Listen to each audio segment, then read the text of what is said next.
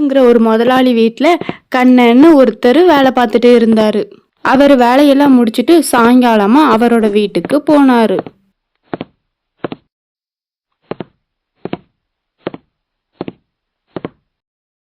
என்னங்க, வேலையெல்லாம் முடிச்சிட்டிங்களா? கை காலெல்லாம் கழுவிட்டு வாங்க, நான் சாப்பாடு எடுத்து வைக்கிறேங்க. அம்மா சாப்பாடா? ஐ ஜாலி ஜாலி. இன்னைக்கு என்னம்மா சமைச்சிருக்கீங்க? கறியா மீனா? இன்னைக்கு கறி குழம்பும் கிடையாது, மீன் குழம்பும் கிடையாது. டால் பருப்பு குழம்பு வச்சிருக்கேன். அதை வச்சு அப்பளம் பொரிச்சிருக்கேன். பேசாம உட்காந்து சாப்பிட, சரியா? முடியாது முடியாது. ஏம்மா எப்ப பார்த்தாலும் பருப்பு குழம்பு புளி குழம்புனே வைக்கிறீங்க? என்னைக்காவது கறி குழம்பு வைக்கலாம்ல? எனக்கு கறி குழம்பு சாப்பிடணும் போல இருக்குமா, கோழி கறி சாப்பிடணும் போல. சரி சரி, இன்னைக்கு ஒரு நாள் நீ பருப்பு குழம்பு சாப்பிடு, நாளைக்கு கண்டிப்பா அப்பா கறி எடுத்து தரேன், சரியா? அதுக்குன்னு சாப்பிட மாட்டேன்னு அடம்பிடிச்சிட்டுலாம் இருக்கக்கூடாது. இன்னைக்கு ஒரு நாள் பருப்பு குழம்பு சாப்பிடுமா? அப்பா தான் சொல்லிட்டாங்கல்லடா கண்ணா, சரியா? அதனால நீ இன்னைக்கு என்ன பண்றன்னா அழகா அமைதியா பருப்பு குழம்பு சாப்பிட்ற. நாளைக்கு நம்ம அப்பா நமக்கு கறி எடுத்து தருவாங்க, நம்ம சாப்பிடலாம். சரிம்மா, அப்படியே இருக்கட்டும். அப்படி அவங்க 3 பேரும் பேசிட்டு நைட்டு சாப்பிட்டுட்டு தூங்க போயிட்டாங்க.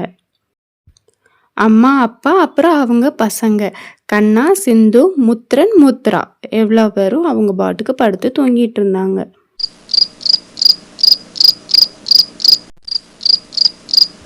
அப்படியே நைட்டு ஒரு 12 மணி இருக்கும். அவங்க வீட்டுக்குள்ள ஒரு பேய் மெதுவா நடந்து வந்துட்டு இருந்துச்சு. நமக்கு 101 கோழி தேவை. நம்ம கிட்ட 100 கோழி இருக்கு. இந்த வீட்டுல ஒரு கோழி இருக்குன்னு பார்த்தா இல்ல. சரி, வேற என்ன பண்ண, நம்ம போவோம்.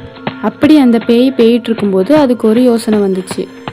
இந்த வீட்டுல ஒரு பையனை பார்த்தேன்ல, பெசாட்டி அந்த பையனை ஒரு கோழியா மாத்தி 101 கோழியா ஆயிரும். அந்த 101 கோழியை நம்ம பலி கொடுத்தா அந்த அமாவாசைக்குள்ள நமக்கு அந்த சக்தி கிடைச்சிரும். அதை தவிர நமக்கு வேற வழி இல்லை. அதனால அந்த சின்ன பையனை தூக்கிட்டு போக வேண்டியதான். அப்படி சொல்லிட்டு வானத்துல அந்த பேய் அந்த சின்ன பையனை முதுகுல வச்சு தூக்கிட்டு போயிடுச்சு. தன்னோட இடத்துக்கு போன அந்த பேய் 100 கோழிகளையும் பார்த்துடுச்சு. இங்க பாருங்க கோழிகளா, உங்களுக்கு இன்னும் 3 மாசத்துல உங்க எல்லாத்தையும் நான் பலி கொடுத்தா எனக்கு அந்த சக்தி கிடைச்சிரும். இன்னொரு கோழியும் எனக்கு கிடைக்க போகுது. கூட்டுட்டு போன பேய் மித்ரனை படுக்க வச்சு அவனை சுத்தி ஒரு சிவப்பு வட்டத்தை போட்டுச்சு. அதுக்கப்புறம் ஒரு மந்திரத்தை சொல்லிச்சு. அவன் சொன்ன உடனே மித்ரன் சேவலா மாறிட்டான். மாறி ரொம்ப கொக்கரைக்கவும் ஆரம்பிச்சிட்டான். அப்பாடு, எனக்கு 101 கோழி கிடைச்சிடுச்சு. இனிமே ஒரு கடை போட்டு இந்த 101 கோழியும் நம்ம வித்துட்டா அந்த வித்து அந்த கறியெல்லாம் அவங்க சாப்பிட்டுட்டா நம்மளுக்கு நம்ம சக்தி கிடைச்சிரும். அடுத்த நாள் காலையில விடியவும் அந்த பேய் மனுஷனா மாறி அங்க கோழிக்கடைய போட ஆரம்பிச்சிட்டு. சிந்து சிந்து, இங்க பாரு, நான் வேலைக்கு போயிட்டு வரேன், சரியா? வரும்போது கண்டிப்பா நம்ம பையனுக்காக நான் கோழி வாங்கிட்டு வருவேன். அதுக்கு முன்னாடி காலையிலக்கு ஏதாவது சமைச்சிக்கோ, சரியா? நான் கோழி வாங்கிட்டு வந்த பிறகு அவனுக்கு நல்ல சுவையான கோழி குழம்பு வச்சு கொடு. சரிங்க, கண்டிப்பா நம்ம பையனுக்கு நான் கோழி குழம்பு வச்சு கொடுப்பேன். நீங்க பத்திரமா போயிட்டு வேலை பார்த்துட்டு வாங்கங்க. ஏய் மித்ரா, போ பேய் உன் அண்ணனை எழுப்பு. என்ன இவ்வளவு நேரம் தூங்கிட்டே இருக்கான்? அவனுக்கு காலையில சீக்கிரமா எந்திக்கணும்னு ஒன்றும் தோணவே இல்லையா?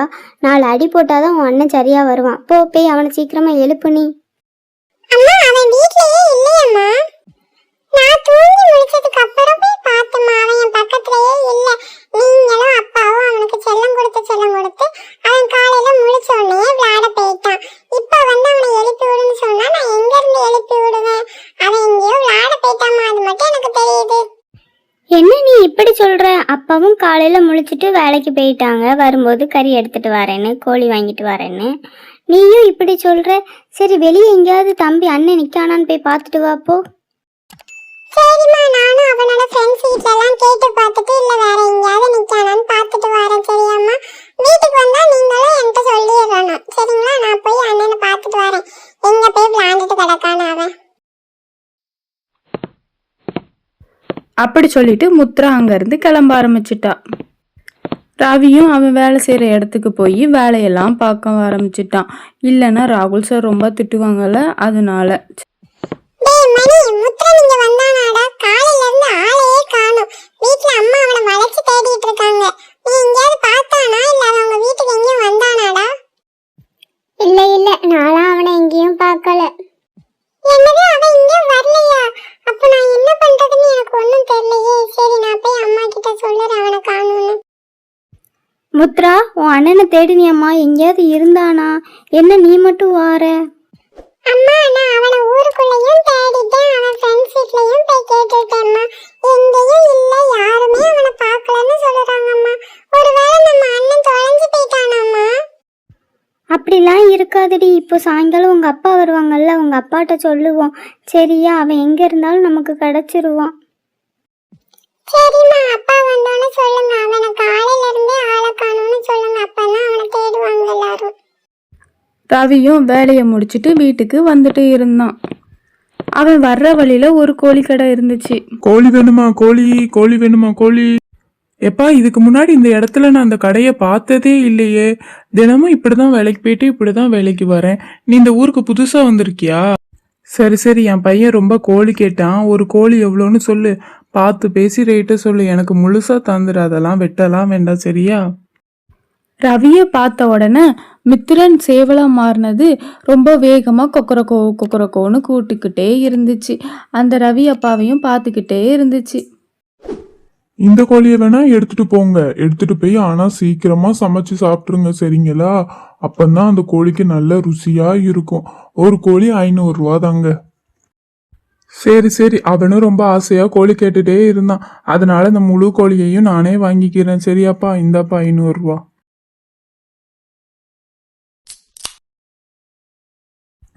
சரி, நான் இந்த கோழியை நீங்களே எடுத்துட்டு போங்க, எடுத்துட்டு போய் ஆனா சீக்கிரமா வெட்டி சாப்பிட்டுருங்க. நான் தான் எல்லாருக்கும் வெட்டி கொடுப்பேன், உங்களுக்கு மட்டும்தான் முழு கோழியா கொடுக்குறேன். சரி, நான் இதை கொண்டு போங்கண்ணா.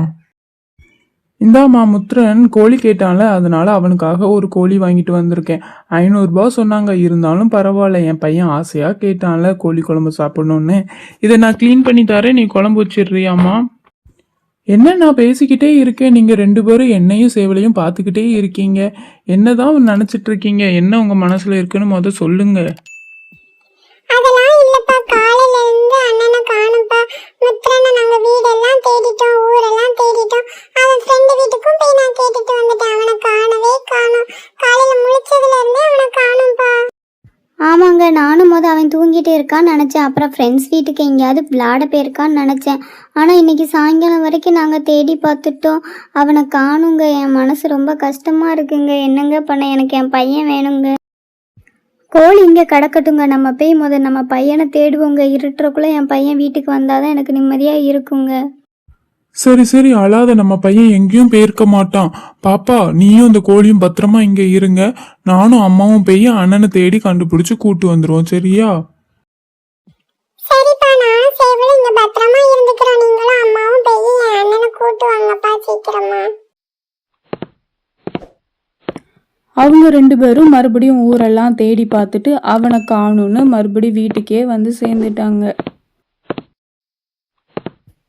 பாப்பா, நான் அண்ணனை ஊரெல்லாம் தேடி பார்த்தோம்மா, ஆனால் அவன் எங்கேயும் இல்லை. வீட்டுக்கு எங்கேயும் வந்தானம்மா? வந்தா நீங்கள் பார்த்தீங்களா பார்க்கலையா?